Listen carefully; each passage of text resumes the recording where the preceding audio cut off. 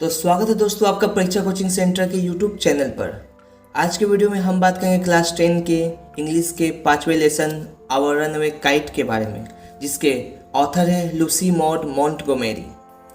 तो बिना समय को गवाए हम समझेंगे इस चैप्टर को, जिसमें हम लोग बात करेंगे ऑथर एंड द टेक्स्ट के बारे में। हम लोग ऑथर के बारे में समझेंगे, फिर चैप्टर को एक एक वर्ड मीनिंग को समझते हुए समझेंगे।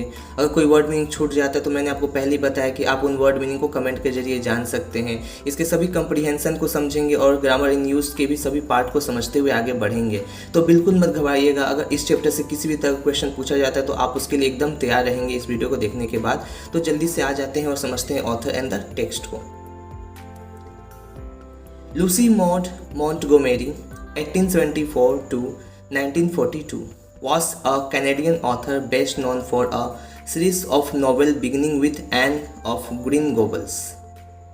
She wrote numerous novels, poems, and short stories. She was made an officer of the Order of the British Empire in 1935. Lucy Maud Montgomery 1874 से 1942 तक थी। वॉज अ कैनेडियन ऑथर, वो एक कनाडा की ऑथर थी, कनाडा की रहने वाली ऑथर थी, लेखिका थी। Best non for a series of novels beginning with an of green gobbles, जिन्हें जाना जाता था, जिन्हें किस लिए जाना जाता था, बहुत सारे नॉवेल्स के सीरीज के क्रम के कारण से जाना जाता था, जिसका शुरुआत हुआ था एन ऑफ ग्रीन गॉबल्स से। मतलब उन्होंने अपने जीवन काल में बहुत से नॉवेल्स की रचना की थी और इन्हीं नॉवेल्स के कारण से वो बहुत ज़्यादा प्रसिद्ध थी, जिसका शुरुआत उन्होंने किया था एन ऑफ ग्रीन गॉबल्स से। सी रोट न्यूमरस नॉवेल्स, उन्होंने अनगिनत नॉवेल्स लिखे, पोएम्स लिखे एंड शॉर्ट स्टोरीज, छोटी छोटी कहानियों को लिखा है। She was made an officer of the order, उन्हें कानूनों का ऑफिसर बनाया गया था। कहाँ का? तो ब्रिटिश एम्पायर का। 1935 में 1935 में उन्हें ब्रिटिश एम्पायर के कानूनों का ऑर्डर्स का ऑफिसर बनाया गया था। वो इतना आगे तक गई थी। तो ये तो था लुइस मॉन्टगोमेरी के बारे में, जिसे हम लोग शॉर्ट में अगर लिखना हो तो LM मॉन्टगोमेरी भी बोल सकते हैं। एग्जाम्स में अगर क्वेश्चन पूछे जाते हैं कि इस चैप्टर आवर रनअवे काइट की ऑथर कौन है, तो आप LM मॉन्टगोमेरी भी आंसर दे सकते हैं, इसमें भी कोई प्रॉब्लम नहीं है। लेकिन अगर हम कोशिश करेंगे पूरा नाम याद करने के लिए, ताकि हमारा एक्सप्रेशन थोड़ा अच्छा बने एग्जाम्स में। चलिए, तो ये तो हो गया ऑथर के बारे में। नेक्स्ट पैराग्राफ जो पूछा जाता है वो चैप्टर से रिलेटेड होता है, इसको भी देख लेते हैं। This short story is about a brother and a sister living on an isolated island with their father, who, though a series of incidents, get reunited with their long-lost relatives. It is a touching tale that underlines the value of relationships. ये story है एक भाई और एक बहन के बारे में। एक भाई और एक बहन के बारे में ये स्टोरी बताया गया है। Living on an isolated island, जो रहते थे एक आइसोलेटेड आइलैंड में, मतलब एक एकांत, एक अलग आइलैंड के ऊपर। आइलैंड मतलब समझते होंगे जो पूरी तरह से चारों तरफ से समुद्र से घिरा हो, उसे आइलैंड कहते हैं। छोटा सा एक द्वीप पुंज, उसी को आइलैंड कहा जाता है। विथ देयर फादर, किसके साथ रहते थे? तो अपने फादर के साथ, अपने पिताजी के साथ रहते थे। हु, जो, दो अ सीरीज ऑफ इंसिडेंट, जो कई सारे घटनाओं के क्रम के कारण से, मतलब बहुत सारे घटनाओं के होने के कारण से, गेट यूनाइटेड, हो गए थे एक, with their long lost relatives, अपने लंबे समय से खोए रिलेटिव्स, रिश्तेदारों से। अब यहाँ तक समझ में आया होगा आपको। यहाँ पे एक बार और देख लेते हैं। ये शॉर्ट स्टोरी बताया गया एक भाई और बहन के बारे में, जो रहते थे एक आइसोलेटेड आइलैंड के ऊपर अपने पिताजी के साथ, जो बहुत सारे घटनाओं के क्रम के कारण से यूनाइटेड हो गए, एक साथ जुड़ गए, मिल गए अपने लॉन्ग लॉस्ट रिलेटिव से। यानी उनके कोई रिलेटिव्स थे जो इनसे बिछड़ गए थे, वो बिछड़े हुए रिलेटिव्स, उनके पिताजी के बिछड़े हुए रिलेटिव्स उनको वापस मिल जाते हैं। इसी कहानी में वो सब बताया जाएगा। ये it is a touching tale that underlines the value of relationship. ये एक टचिंग टेल है, यहाँ पे हार्ट टचिंग टेल बोलना चाहिए था इसको, फिर भी हम समझ जा रहे हैं। ये एक हार्ट टचिंग टेल है, दिल को छू देने वाला एक कथा है, जो अंडरलाइन कर देता है, मतलब ये जोड़ देता है रिलेशनशिप्स के महत्व, वैल्यू पर। रिलेशनशिप्स यानी रिश्तों के वैल्यू पर ये महत्व देता है, बल देता है। ठीक है, आशा करते हैं कि आपने ऑथर के बारे में समझ लिया और इस चैप्टर के जो शॉर्ट नोट जो बोला जाए उसको भी आपने समझ लिया है। अब हम लोग आगे बढ़ेंगे और यूनिट 1 को आहिस्ते आहिस्ते वर्ड मीनिंग के साथ समझेंगे।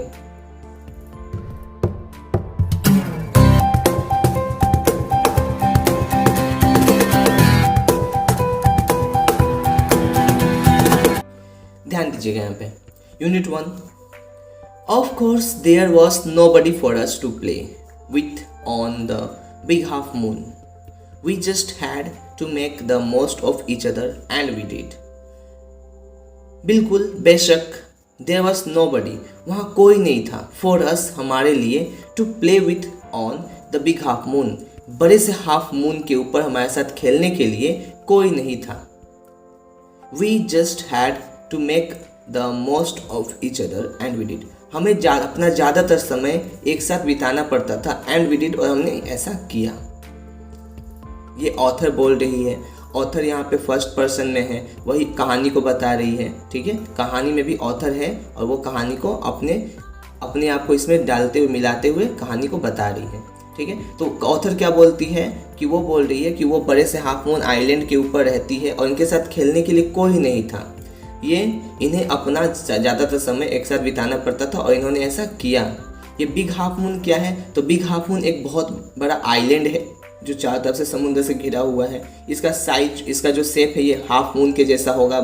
इस कारण से इसे बिग हाफ मून कहा जा रहा है. बिग हाफ मून क्या है? आइलैंड. ये चारों तरफ से समुद्र से घिरा हुआ है. नेक्स्ट देखते हैं, नेक्स्ट पैराग्राफ.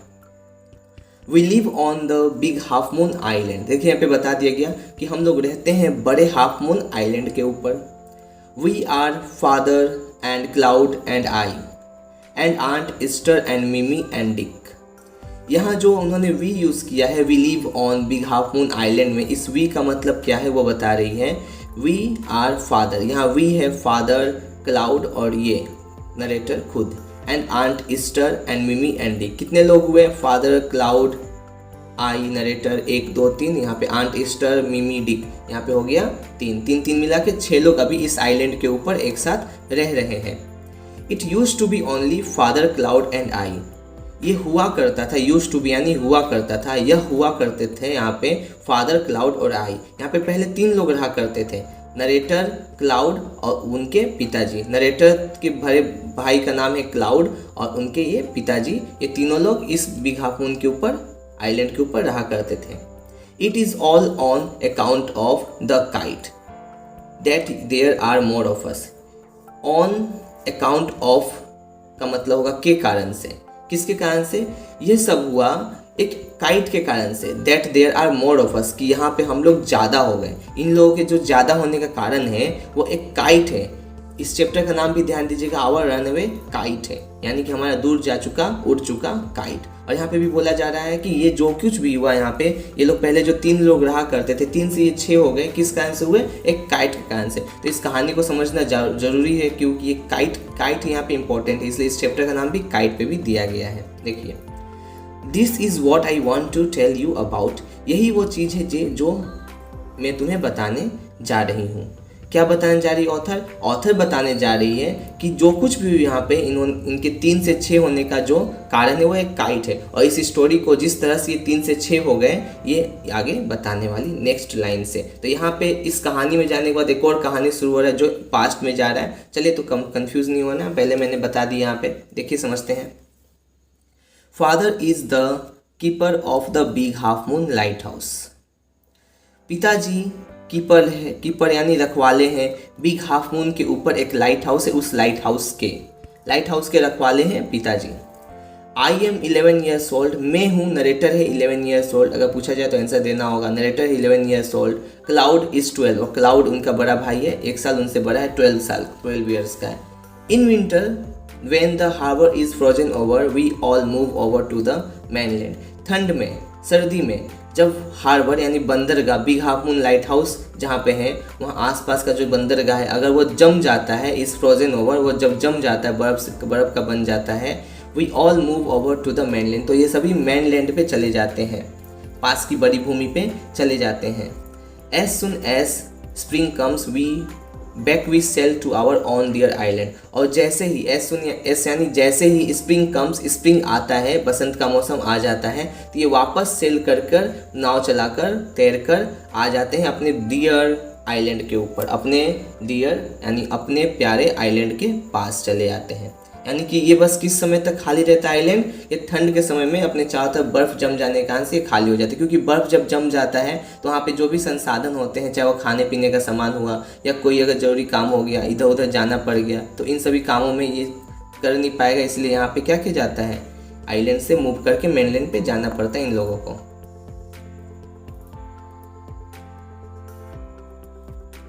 नेक्स्ट देखिए, the funny part used to be that people always pitied us when the time came for us to return. They said we must be so lonesome over there with no other children near us. The funny part, जो सबसे मजाकिया part हुआ करता था, बात हुआ करता था, यूज टू बी हुआ करता था, that people always pitied us, कि लोग, ये बात थी कि लोग हमेशा हमारे ऊपर दया किया करते थे। लोग क्या करते थे, इनके ऊपर दया करते थे। When the time came for us to return, किस समय, तो जब इनका समय आ जाता था वापस जाने का। कहाँ से वापस जाने का, कौन से लोग दया करते थे, याद रखिएगा, जब ठंड का समय आता था तो ये लोग हार्बर्स छोड़ के मेनलैंड पे चले जाते थे। यहाँ पे जो पीपल का बात किया जा रहा है वो पीपल मेनलैंड के पीपल है, और मेनलैंड के पीपल इनके ऊपर दया किया करते थे। जब इनका समय वापस आ जाता था, स्प्रिंग सीजन आ जाता था और इन्हें वापस जब आइलैंड पे जाना पड़ता था, बिग हाफ मून पे, तो लोग इनके ऊपर दया किया करते थे। क्यों दया करते थे, देखिए आगे बताया गया है, they said we must be so lonesome, वे कहा करते थे कि हम जरूर बहुत अकेले हो जाते होंगे ओवर देयर, वहाँ पर, with no other children near us, क्योंकि कोई अदर चिल्ड्रेन, कोई दूसरा चिल्ड्रेन वहाँ पे हमारे पास नहीं है ना। यहाँ पे हम लोगों ने पढ़ लिया कि जब शुरुआत में क्लाउड और ऑथर और इनके पिताजी रहा करते थे, तो इनके साथ कोई और बच्चा तो था नहीं। यहाँ पे 2 ही बच्चे हैं, क्लाउड है और नरेटर है। जब ये मेनलैंड पे जाते थे तो वहाँ के लोग इन पर दया किया करते थे कि तुम लोग कैसे 2 लोग वहाँ पे, 2 बच्चे वहाँ पे अकेले रह पाते हो, ठीक है। और इसी कारण से वो लोग उनके ऊपर पीटी किया करते थे, यानी दया किया करते थे। नेक्स्ट देखते हैं, of course Claude and I would have like to have someone to play with us. हाँ, निश्चित रूप से, बेशक रूप से, कि क्लाउड और मुझे पसंद होगा, तो क्या होगा, पसंद होगा, हमें अच्छा लगेगा, to have someone to play with us, कोई और भी हमारे साथ खेलने को हो तो, है ना। यहाँ पे इस आइलैंड के ऊपर उनके साथ कोई और खेलने को नहीं है, यहाँ पे बस यही दोनों हैं, तो इन लोगों को अच्छा लगता अगर कोई और इनके साथ खेलने को होता। It is hard to run pirate caves and things like that with only 2। ये मुश्किल होता है पायरेट केव्स में दौड़ना, ये उनका कोई खेल है, लुका छिपी का खेल हो सकता है, पायरेट केव्स में दौड़ना, छुपना, भागना, उनका कोई खेल है, उन खेल को खेलना। अब यहाँ पे पायरेट का मतलब मत पूछिएगा, पायरेट का मतलब आपको पता होगा, जो लोग समुद्री डाकू होते, लुटेरे होते हैं, जिनका एक आंख बंद होता है, उनको पायरेट कहा जाता है। पर यहाँ पे पायरेट केव्स का मतलब ये नहीं कि वो लोग पायरेट केव्स में जा जाके घुमा करते थे। यहाँ पे कुछ और गेम का मतलब, बच्चों का गेम है, यहाँ पे बच्चे गेम जो खेला करते थे, उनका कोई गेम का नाम नहीं होता है, कोई स्पेशल नाम नहीं होता, बस जो जैसा खेला करते थे वही गेम का नाम वो रख देते थे। तो इनके लिए मुश्किल होता था पायरेट केव्स में दौड़ना, यानी अपने गेम को खेलना, and things like that with only 2, और कुछ अदर गेम जो इन दोनों के लिए मुश्किल हुआ करता था, वो सभी गेम खेलने में इनको बहुत दिक्कत हुआ करती थी। But we use to quarrel a good deal with the mainland children in winter, लेकिन ठंड में जब ये ठंड में मेनलैंड पे जाया करते थे, तो वहाँ जाने के बाद ये वहाँ के बच्चों के साथ अच्छा खासा लड़ा करते थे। यूज टू क्वेरल, लड़ा करते थे, अ गुड डील, अच्छे से लड़ा करते थे, मतलब समझ रहे ना, बहुत बढ़िया से लड़ा करते थे, good deal. So it was perhaps just as well that there were none of them on the big half moon. तो हो सकता है यही कारण है शायद कि यहाँ पे बिग हाफ मून के ऊपर उनमें से कोई भी नहीं है हमारे साथ। बात सही है, ये क्वेश्चन भी कर रहे हैं कि इनके साथ कोई क्यों नहीं है, और ये आंसर भी दे रहे हैं। ये क्या बोल रही है ऑथर, कि उन बच्चों के साथ जो मेनलैंड के बच्चे हैं उनके साथ ये लड़ा करते थे, और यही बता रही है कि शायद इसी कारण से मेनलैंड के कोई बच्चे हमारे साथ इस बिग हाफ मून पे रहते नहीं हैं, क्योंकि ये तो उनसे लड़ा करते हैं, और जिनसे लड़ेंगे वो बच्चे इनके साथ दोस्ती क्यों करेंगे।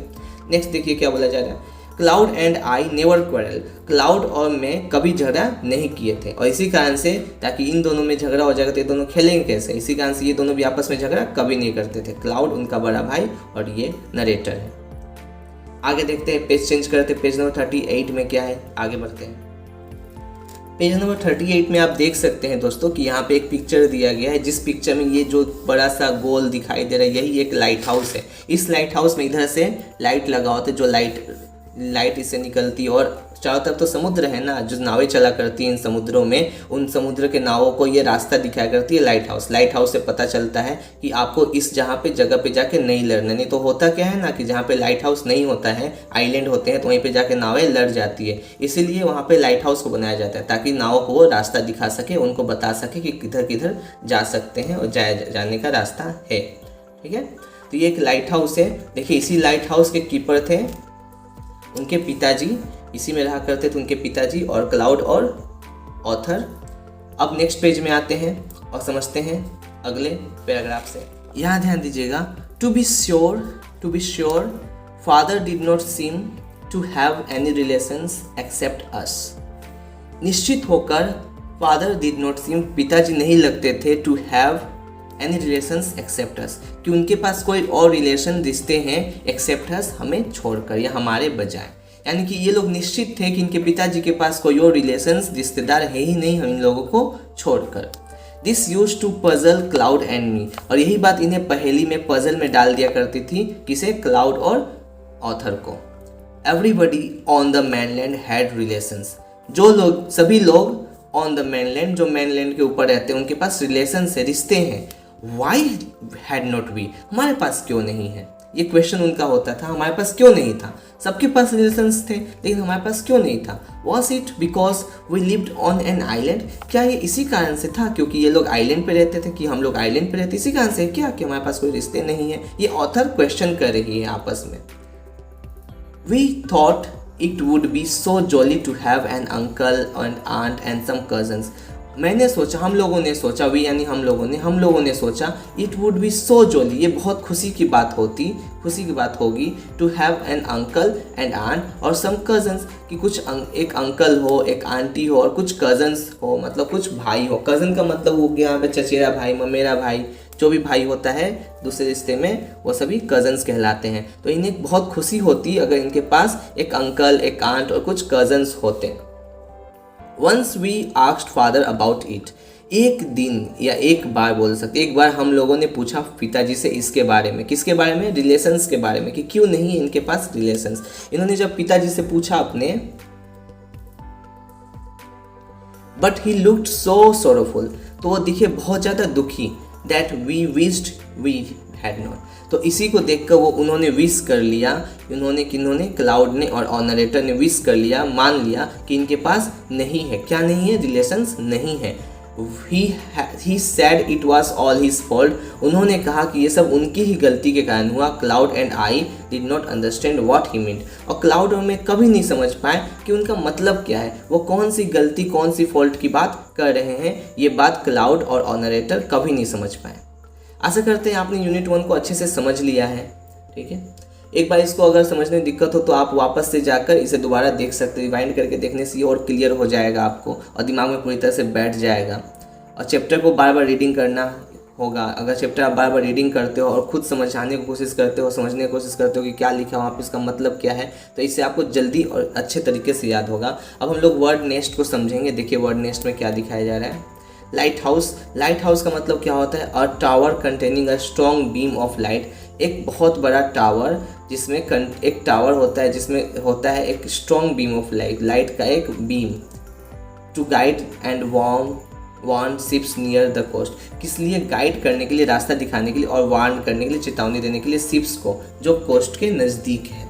ठीक है, अब आगे बढ़ेंगे और कंप्रीहेंशन एक्सरसाइज को समझते हुए चलेंगे। यहाँ के कंप्रीहेंशन एक्सरसाइज, एक नंबर क्वेश्चन क्या है, choose the correct alternative to complete the following sentence. यहाँ से करेक्ट अल्टरनेटिव को चूज करना है जिससे कि ये सेंटेंस पूरा हो जाए। एक नंबर क्वेश्चन है, the keeper of the big half Moon light house is, keeper कौन है Big half Moon light house का, आंट ईस्टर है, फादर है, क्लाउड है और डिक है। यहाँ पे आंसर होगा हमारा फादर है Big half Moon lighthouse के कीपर। बी नंबर क्वेश्चन है, the family moved over to the mainland in, जो फैमिली है वो मूव्ड ओवर यानी चला जाते थे mainland पर, कब, समर में, स्प्रिंग में, मॉनसून में या विंटर में। यहाँ पे आंसर होगा विंटर में, जब ठंड में पूरी तरह से जम जाता था लाइट हाउस या बोल सकते हैं बिग हाफ मून आइलैंड, तो वहाँ से सभी बच्चे और उनके पिताजी चले जाते थे, नरेटर भी चली जाती थी। नेक्स्ट देखते हैं। नंबर क्वेश्चन है when asked about relations father looked. जब रिलेशंस के बारे में पूछा गया तो फादर दिख रहे थे, कैसे दिख रहे थे? हैप्पी, एंग्री, सोरोफुल और इरिटेटेड। आंसर होगा हमारा सोरोफुल, यानी दुखी दिख रहे थे वो। जब रिलेशनशिप, बच्चों ने रिलेशनशिप के बारे में पूछा था, उन्होंने पूछा था कि हमारा कोई रिलेशनशिप क्यों नहीं है, हमारा कोई रिलेशंस क्यों नहीं है, तो पिताजी उनके सोरोफुल दिख रहे थे, दुखित दिख रहे थे। अभी इसी पेज में हमने पढ़ा। नेक्स्ट पेज में आते, पेज नंबर 40 में, और समझते अगले कॉम्प्रिहेंशन को। 2 नंबर क्वेश्चन है fill in the chart with information from the text. Chart को फिल करना है, टेक्स्ट से इंफॉर्मेशन को लेकर इसको भरना है। पहला नंबर क्वेश्चन है name of the island. Island का नाम क्या है? आइलैंड का नाम है बिग हाफ मून, HALF लिखा हुआ है। बी नंबर क्वेश्चन है age of the Claude. Claude का एज क्या? हमने चैप्टर को पढ़ा था तो हमें याद होगा कि नरेटर का एज 11 था और क्लाउड का एज 12 था। अगर यहाँ पे नरेटर का एज पूछता तो यहाँ पे आप 11 भी लिख सकते हैं। इसको आप नंबर में भी लिख सकते हैं या जो वर्ड्स होते हैं उसमें भी लिख सकते हैं। सी नंबर क्वेश्चन है the game played by cloud and the narrator. वो गेम जो खेला जाता था क्लाउड और नरेटर द्वारा, वो क्या था? To run pirate caves, PIRATE यहाँ पे होगा, टू रन पायरेट केव्स। ये चैप्टर से लिया गया है, यही गेम वो लोग खेला करते थे। थर्ड क्वेश्चन को समझते हैं। थर्ड नंबर क्वेश्चन है state whether the following statements are true और फॉल्स। ये बताना है कि यहाँ पे कौन सा स्टेटमेंट ट्रू है या फॉल्स है। प्रोवाइड करना है sentence, phrases, words in support of your answer. यहाँ पे सपोर्टिंग स्टेटमेंट को भी बताना है। देखिए नंबर क्वेश्चन है people felt that Claude and the narrator were lonesome on the island. लोगों ने महसूस किया कि क्लाउड और नरेटर जो थे वो बहुत ज़्यादा अकेले रहते थे आइलैंड के ऊपर। तो ये बात बिल्कुल सही है। सपोर्टिंग स्टेटमेंट लिखेंगे they said we must be so lonesome over there. यहाँ पे दे कौन है? तो यहाँ पे पीपल ऑफ द mainland है, दे का मतलब ये होगा। यहाँ पे people of the mainland said we must be lonesome over there, ऐसे भी लिख सकते हैं, थोड़ा सा चेंज हो जाएगा और अच्छा लगेगा भी देखने में, पर यहाँ पे मैंने थोड़ा छोटा कर दिया है। सेकेंड क्वेश्चन है Claude and the narrator quarrel. Cloud और नरेटर झगड़ा किया करते थे। यहाँ पे देखिए नरेटर बोला जाए, नरेटर कौन है? जो कहानियों को, जो यहाँ पे कहानी को बता रहा था फर्स्ट पर्सन के तौर पे। यहाँ पे नरेटर है खुद ऑथर, जो आप अपने आप को आई कह के चैप्टर में बताए हैं। यहाँ पे उसी से आपको समझना है। जहाँ पे नरेटर दिया वहाँ पे आई आपको मिलेगा चैप्टर के अंदर। इसका सपोर्टिंग स्टेटमेंट देखते हैं Claude and I never quarrelled. Claude और मैंने कभी नहीं झगड़ा किया था, यानी कि ये जो बात कहा गई गलत कहा गया, यानी कि यहाँ पे फॉल्स होगा, बिल्कुल सही होगा फॉल्स। थर्ड क्वेश्चन है nobody on the mainland had relations. No, कोई नहीं, किसी के पास नहीं था, mainland के लोगों के किसी के पास नहीं थे रिलेशंस। तो ये बात बिल्कुल फॉल्स है। सपोर्टिंग स्टेटमेंट में लिखेंगे everybody on the mainland had relations. जो भी लोग थे mainland के ऊपर उनके पास रिलेशंस हुआ करते थे। तो इस तरह से हमारा यूनिट 1 का कंप्रीहेंशन एक्सरसाइज सॉल्व हो गया। अब तो दोस्तों ऐसे ही वीडियोस के लिए हमारे चैनल को जल्दी से सब्सक्राइब कर लीजिए और बेल आइकन को भी दबा दीजिए ताकि आपको हमारे वीडियो का नोटिफिकेशन समय समय पर मिलते रहे। अब हम लोग यूनिट 2 को समझेंगे। Read the following. यूनिट 2 आते हैं यूनिट 2 पर। Unit 2 it is always lovely to on the big half Moon in summer when it is fine the harbour is blue and calm with little wind and ripples. It is always lovely on big half moon in summer.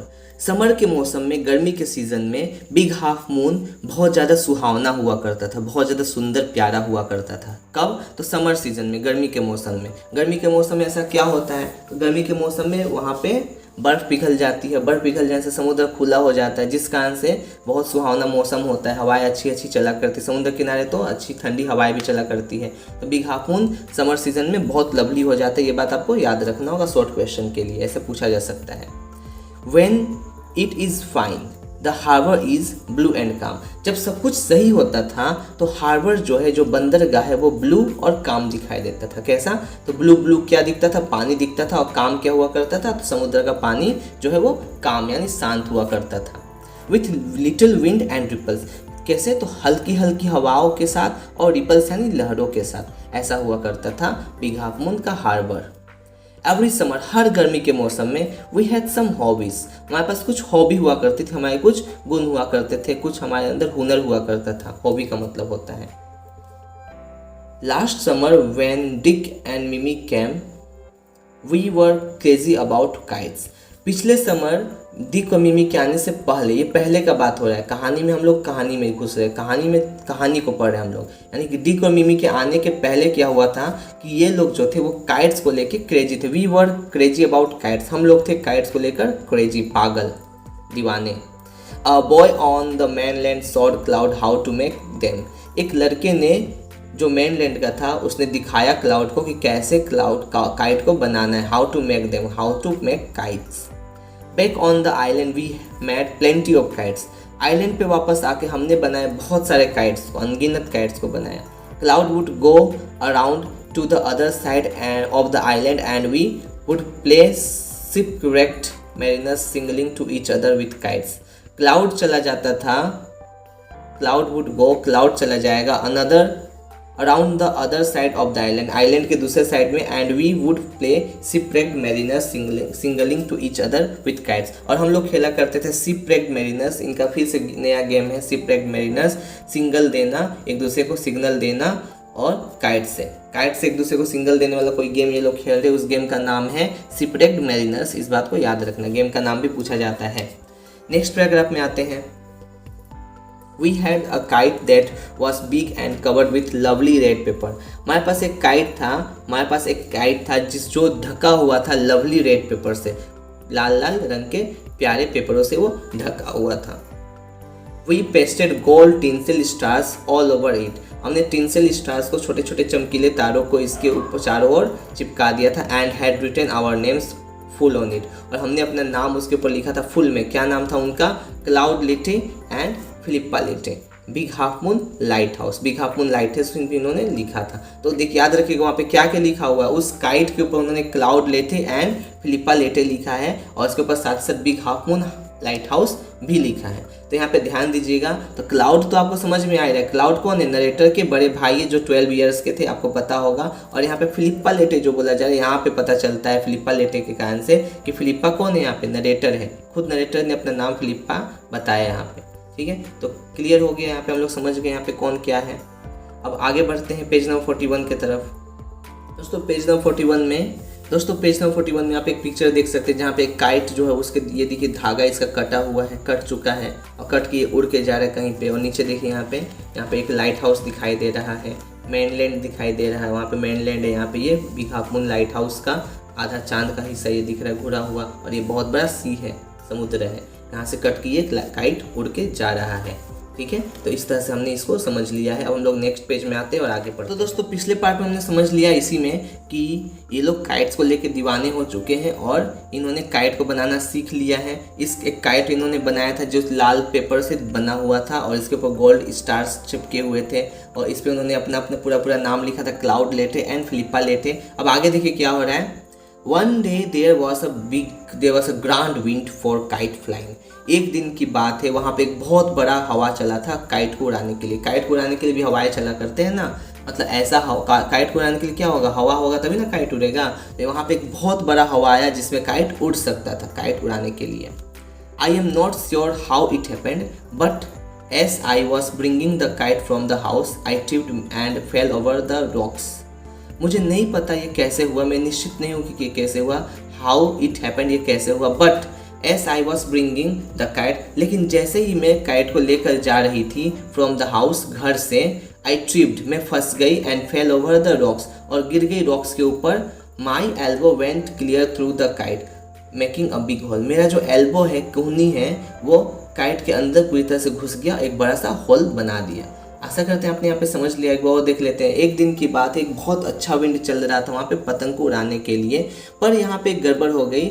यहाँ पे ये बात writer को भी नहीं पता, author को भी नहीं पता ये कैसे हुआ। He was not sure, I am not sure, वो भी श्योर नहीं थे हाउ इट हैपेंड, ये कैसे हुआ। But S I was bringing the kite from the house, लेकिन जैसे वो काइट को घर से ला रही थी, आई ट्रिप्ड, वो ट्रिप्ड हो गई, and fell over the rocks, और रॉक्स के ऊपर गिर गई, जिससे कि काइट के अंदर एक बड़ा सा होल हो गया उनके कोहनी से, और बना दिया एक बहुत बड़ा होल जो पूरी तरह से क्लियर था, आर पर देखा जा सकता था। नेक्स्ट पैराग्राफ देखिए। We had to hurry to fix the kite if we wanted to send it up before the wind fell, और यहाँ पे हवा भी चल रही है। अगर इस हवा में पतंग को नहीं उड़ाया गया तो पतंग आगे हल्की हल्की हवा में सही से नहीं उड़ पाएगा, तो इन्हें जल्दी करना था फिक्स करने का। We had to hurry to fix, इन्हें करना था जल्दी फिक्स करने में द काइट को। If wanted to send it up, जब इन्हें चाहिए इसे ऊपर भेजना तो बिफोर द विंड फेल, हवा के गिरने से, हवा के रुकने से पहले, क्योंकि हवा अगर रुक गया तो काइट को फिर ऊपर जाने के लिए इंतजार करना पड़ेगा, मेहनत करना पड़ेगा।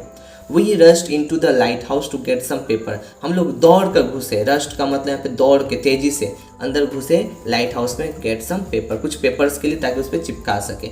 We knew there was no more red paper, हमें पता था कि वहाँ पे और कोई रेड पेपर तो है नहीं। We took the first thing that came handy, तो हमने वही पहला चीज़ उठा लिया जो हमारे हाथों में आया। An old letter lying on the bookcase in the sitting room, एक पुराना सा लेटर पड़ा हुआ था बुक केस में, जहाँ पे बुक्स को रखा जाता है सिटिंग रूम में, वहाँ पे। We pasted the kite with the letter, हमने उस काइट को चिपका दिया लेटर के सहारे। A sheet on each side, एक एक सीट एक एक तरफ। And dried it by the fire, और आग में भी सुखाया, सूखने के में इंतजार नहीं किया उन्होंने, आग में सुखा दिए उसे। We started out and up went the kite like a bird, हमने शुरू किया, वी स्टार्टेड आउट हमने शुरू किया, और काइट जो है वो आसमान में ऊपर और ऊपर जाता रहा। The wind glorious and it sword, जो हवा था वो ग्लोरियस था, बहुत अच्छा था, और इससे यह काइट आगे बढ़ा। ऑल एट वंस, लेकिन अचानक से, स्नैप, एक स्नैप का आवाज़ आया। And there was Claude standing with a bit of cord in his hand, और वहाँ पे क्लाउड खड़ा था अपने हाथों में कॉर्ड को लिए, धागों को लिए। लुकिंग फुलिश, मूर्ख के जैसा देखता हुआ। Our kite had sailed away over to the mainland, हमारा काइट जो है वो सेल्ड अवे चला गया था उड़कर, कहाँ पे, mainland के एक आइलैंड के ऊपर, वहाँ चला गया, sorry. Our kite had sailed away over the mainland, और हमारा काइट कहाँ चला गया, mainland के ऊपर चला गया। तो इस तरह से हमने यूनिट 2 को भी कंप्लीटली समझ लिया है। अब हम लोग आगे बढ़ेंगे और इसके कंप्रीहेंशन को भी आहिस्ते आहिस्ते करके समझेंगे। और आपको पहले ही बता दूं कि इस चैप्टर में सारे चीज़ों को मैं कंप्लीट कराऊंगा। अगर कोई वर्ड मीनिंग आपको समझ में नहीं आया तो आप कमेंट करके हमसे जानकारी ले लीजिए, वहीं पर हम आपको उसका मीनिंग बता देंगे। नेक्स्ट समझते हैं इसके कंप्रीहेंशन एक्सरसाइज को। यहाँ वर्ड नेस्ट को भी देख लेते हैं। टिंसेल का मतलब बस जान लेना है, यहाँ पे एक ही वर्ड नेस्ट है। Strips of shiny material used for decoration, strips यानी टुकड़े, शाइनी मटेरियल चमचमाते कुछ मटेरियल के जिनको डेकोरेशन में यूज़ किया जाता है उसी को टिंसेल कहा जाता है।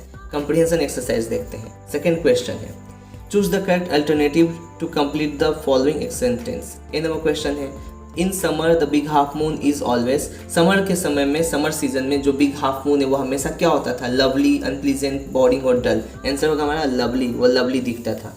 बी नंबर क्वेश्चन है, back on the island cloud and the narrator made plenty of, island पे वापस आके क्लाउड और नरेटर ने बहुत सारे क्या बनाया, प्लेंटी यानी अनेकों, क्या बनाया अनेकों उन्होंने, तो काइट्स को बनाया है। नेक्स्ट पेज में आते हैं और आगे समझते हैं। सी नंबर क्वेश्चन है, the kite was paced with a, kite को चिपकाया गया था किससे, न्यूज़पेपर, लेटर, एनवेलप और कार्ड। तो आंसर होगा हमारा कार्ड, लेटर से चिपकाया गया था, सॉरी लेटर से काइट को चिपका दिया गया था, हमने लास्ट में अभी पढ़ा। 5 नंबर क्वेश्चन है, complete the following sentence with information from the text. इस सेंटेंस को फिलअप करना है टेक्स्ट की इन्फॉर्मेशन से, इन सेंटेंस को फिलअप करना है। पहला क्वेश्चन है, a boy on the mainland showed Claude how to make kite, यहाँ पे Claude how to make kite होगा। Next 2 number, on the kite Claude and the narrator pasted, Claude के ऊपर, सॉरी काइट के ऊपर क्लाउड ने और नरेटर ने क्या पेस्ट किया था, तो gold tinsel stars all over it, चारों तरफ उसके चिपकाया था। Cloud was standing with, cloud किस चीज़ के साथ खड़ा था, तो क्लाउड खड़ा था a bit of cord in his hand looking foolish, मूर्ख के जैसा दिखता हुआ और हाथों में कुछ धागों को लिया वो खड़ा हुआ था। नेक्स्ट देखिए 6 नंबर में, 6 नंबर क्वेश्चन है, fill in the chart with the information from the text. Statement दिया हुआ और रीजन बताना है। स्टेटमेंट में पहला नंबर है, the narrator's elbow went through the kite, narrator का जो एल्बो है वो काइट के अंदर चला गया। इसका रीज़न क्या था, द नरेटर ट्रिप्ड, नरेटर फंस गई थी, and fell over the rock, और गिर गई थी रॉक के ऊपर, इसी कारण से उनका हाथ चला गया था काइट के अंदर। बी नंबर क्वेश्चन है, Claude and the narrator hurried to fix the kite, Claude और नरेटर जल्दी जल्दी गए फिक्स करने के लिए काइट को। इसका कारण क्या था, they wanted to send it before the wind fall, वे लोग इसे चाहते थे उड़ाना, यानी काइट को लोग उड़ाना चाहते थे हवा के गिरने से पहले, क्योंकि अगर हवा रुक जाता तो काइट फिर उड़ नहीं पाता, इसी कारण से इन्होंने जल्दी जल्दी किया। द काइट सॉर्ड, काइट आगे बढ़ा।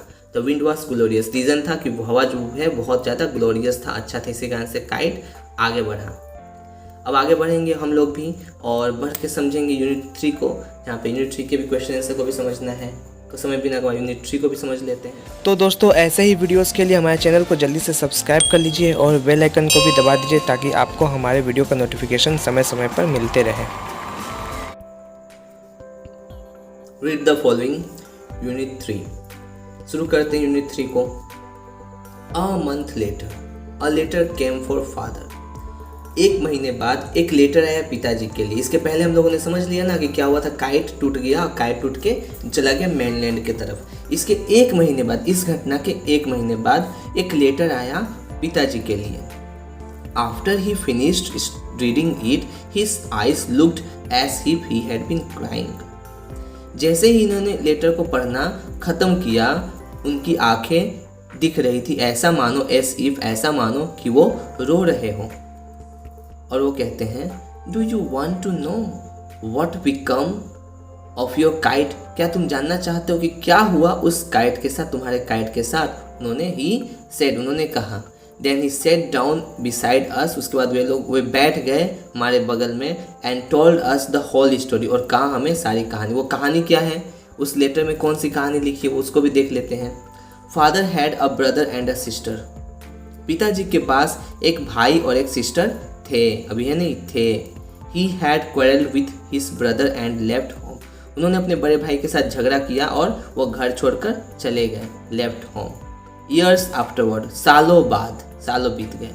ही फेल्ट सॉरी, उन्हें दुख महसूस हुआ। And when he went back, और जब ये वापस आए, he found his brother had died and he could not find his sister. तो इन्होंने पाया कि इनका जो बड़ा भाई है वो तो डाइड हो चुके, मर चुके, और इन्हें अपना सिस्टर भी नहीं मिली। तो यही बात यहाँ पे हुआ था इसके पहले पार्ट में। पिताजी के साथ इसके इतने कुछ हुआ था। ये घर छोड़ के भाग गए थे गुस्से से, और उस समय इनके भाई की मौत, जब इनके भाई की मौत हो गई और इनका बहन जो थी, उनके बहन का शादी हो गई किसी और जगह, उसके बाद ये घर पहुँचते शांत होगा। पर उस समय इनके भाई से मुलाकात नहीं हो पाया, ना इनकी बहन से ये मिल पाई, क्योंकि बहन भी यहाँ पे थी नहीं। आगे अगले पेज में आते हैं, पेज नंबर 44 में ध्यान दीजिएगा। नेक्स्ट पेज में, the letter father had just received was from his sister aunt Easter, mother of Dick and Mimi. ये जो लेटर है पिताजी ने रिसीव किया है, प्राप्त किया है फ्रॉम हिज सिस्टर, उनके सिस्टर आंट ईस्टर से, मदर ऑफ डिक एंड मिमी, डिक और मिमी की माता। She was a window who lived hundreds of miles inland. वो एक विडो है, वो एक विधवा है और वो रहती है हंड्रेड्स ऑफ माइल इनलैंड। कहाँ पे, मुख्य भूमि में 100 माइल्स अंदर रहती, 100 मीलों दूर रहती है। One day when Dick and Mimi were out और in the woods they discovered the kite on the top of a tree and carried it home. एक दिन जब, one day when Dick and Mimi were out, ये लोग बाहर थे, इन the woods, जंगलों में। मिमी और डिक आंट ईस्टर के बेटे और बेटियां हैं। ये लोग जब बाहर जंगल में थे तो इन्हें ये दे discovered the kite on the top of a tree. तो उन्हें एक ट्री के टॉप के ऊपर एक काइट मिला। एंड कैरिड इट होम, और उसे वे लेकर घर चले आए। When their mother saw the kite paste with the letter, जब उनकी माँ ने देखा कि काइट में चिपका हुआ है लेटर, सी टर्न्ड पेल, तो वो हो गई पूरी की तरह से पीली, यानी उनके शरीर का खून सूख गया पूरी तरह से, वो डर गई, अचानक से सदमे में आ गई। It was the very letter she had once written to her brother। ये वही लेटर था, जो लेटर उनको अभी मिला है, ये वही लेटर है जो इन्होंने कभी अपने भाई को लिखा हुआ था। फिलिप्पा was his mother's name। फिलिप्पा इनके माता जी का नाम है, और cloud was his father's name, और क्लाउड इनके पिताजी का नाम है। और लेटर और उस काइट के ऊपर भी फिलिप्पा लेटे और क्लाउड लेटे लिखा हुआ था।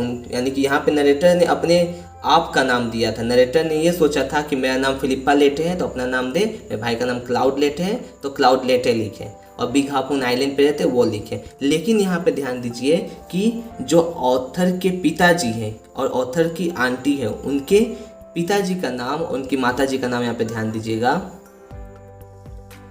फिलिप्पा वॉज हिज मदर्स नेम। फिलिप्पा था ऑथर के पिताजी के का माँ का नाम, या बोल सकते हैं ऑथर के पिताजी की बहन आंट ईस्टर के माँ का नाम। And Claude was his father's, और क्लाउड उनके पिताजी का नाम था। She knew who we must be, तो वो जान गई कि हम लोग निश्चित रूप से कौन होंगे। So she sat down and wrote to Big half Moon and father received her letter, और इसीलिए उन्होंने वो बैठी और बैठकर बड़े हाफ मून आइलैंड के लिए लेटर लिखी और पिताजी ने इस लेटर को भी रिसीव किया है। नेक्स्ट डे, अगले दिन, father went and brought aunt Easter and Dick and Mimi with him. अगले दिन पिताजी गए और लेकर आए आंट ईस्टर को, डिक को और मिमी को हमारे साथ रहने के लिए। They have been here over since. वे लोग यहाँ पर है तब से जब से। Aunt Esther is a dear and Dick and Mimi are so jolly for words. Aunt Esther, they have been here ever since. वे लोग अब यहाँ हैं हमेशा के लिए। आंट ईस्टर बहुत प्यारी है और डिक और मिमी बहुत ज़्यादा हंसी मजाक किया है फॉर वर्ड्स, बातों के लिए। तो यहाँ पे ये चैप्टर जो है वो ख़त्म हो जाता है। हमने अच्छे से इस चैप्टर को समझ लिया है। यहाँ लास्ट में क्या लिखा गया है, but the best of it all is that we have relations now. सबसे अंत में उन्होंने ये कहा है कि सबसे बेस्ट बात ये है कि हमारे पास अब रिलेशंस है। अब अगर कोई पूछेगा कि तुम्हारे रिलेशंस कहाँ हैं, इनको पिताजी के से वो क्वेश्चन नहीं पूछना पड़ेगा, इनको इनका जवाब मिल गया कि इनका रिलेशन अब है। इनका रिलेशन जो जिनके साथ था वे लोग अब इनके साथ ही रहते हैं। अब लोग आगे बढ़ेंगे और इसके कॉम्प्रिहेंशन एक्सरसाइज को सॉल्व करेंगे।